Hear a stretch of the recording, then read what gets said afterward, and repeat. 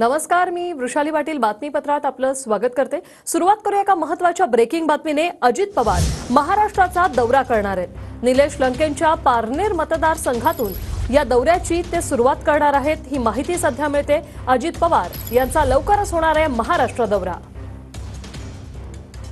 2 दिवस मुंबईत तर 5 दिवस राज्यात हा दौरा असणार आहे। उपमुख्यमंत्री अजित पवार यांचा महाराष्ट्र दौरा असणार आहे। निलेश लंके यांच्या मतदारसंघातून ते दौऱ्याला सुरुवात करतील।